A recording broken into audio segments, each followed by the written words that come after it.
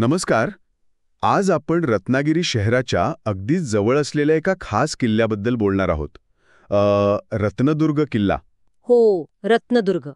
3 बाजूंनी समुद्र आणि एका टेकड्यावर वसलेला, म्हणजे इतिहास आणि नैसर्गरम्यता यांचा संगमच. अगदी.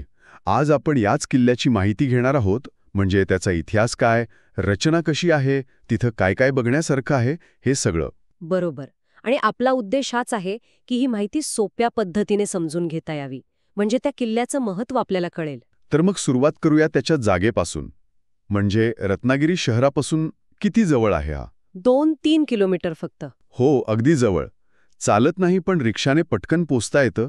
अरबी समुद्राच्या अगदी काठावर आहे हा किल्ला. आणि त्याचा आकार पण वैशिष्ट्यपूर्ण आहे असं ऐकलंय, म्हणजे घोड्याच्या नालासारखा. हो, घोड्याच्या नालासारखा आकार आणि विस्तार पण मोठा आहे. जवळपास 120 एकर.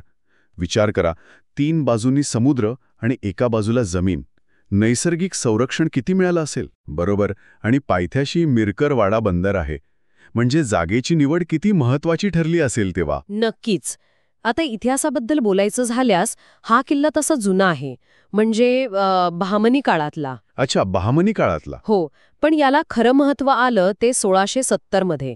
तेव्हा छत्रपती शिवाजी महाराजांनी हा किल्ला आदिलशहाकडून जिंकून घेतला.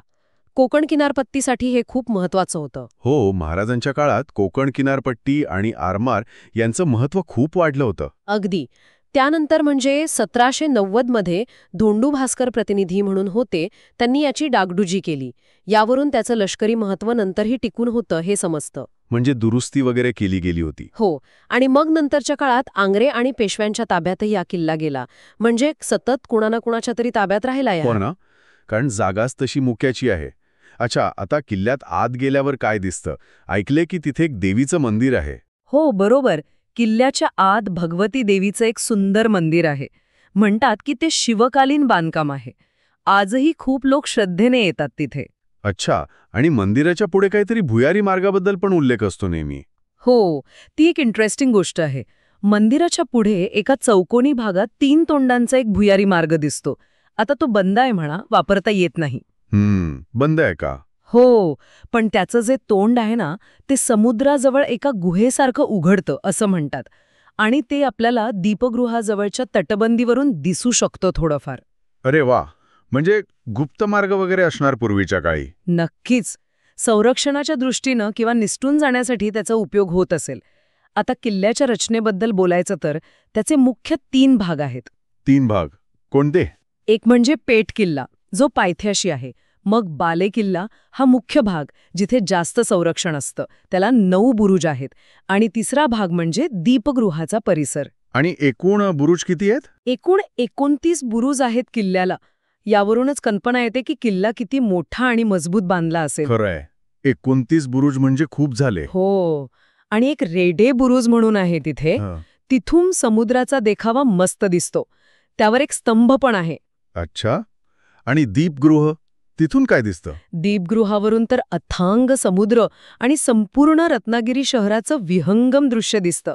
म्हणजे संध्याकाळच्या वेळी, विशेषतः सूर्यास्ताच्या वेळी खूप सुंदर वाटतं तिथून. मग तिथे परवानगी लागते का जायला? सहसा संध्याकाळी 5 नंतर परवानगी मिळते असं ऐकलंय. हो. नक्की चौकशी करून जायला हवं.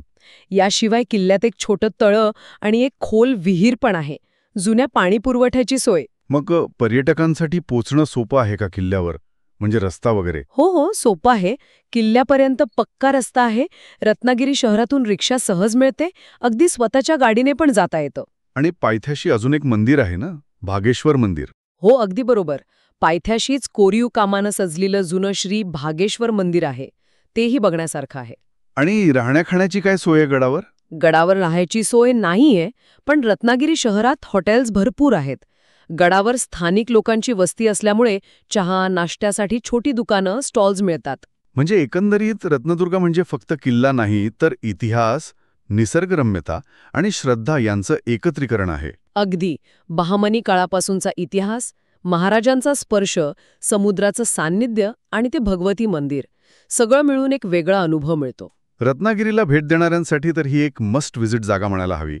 कमी वेळात खूप काही अनुभवायला मिळतं. हो ना. ती किल्ल्याची रचना, ते भुयाराचं गूढ आणि दीपगृहावरून दिसणारा नजारा, हे सगळं लक्षात राहतं. खरंय. आणि जाता जाता एक विचार मनात येतो. हे जे बंद असलेलं भुयार आहे, जे समुद्रातल्या गुहेत उघडतं असं म्हणतात. मग विचार करा, अशा आपल्या किनारपट्टीवरच्या किल्ल्यांमध्ये अजून किती रहस्य दडलेली असतील, किती गुप्त मार्ग असतील, किंवा त्या काळातल्या सागरी युद्धांशी संबंधित काय काय योजना असतील ज्या आपल्याला अजून माहीत नाहीयेत. बरोबर आहे. हा विचार करण्यासारखा मुद्दा आहे खरं तर.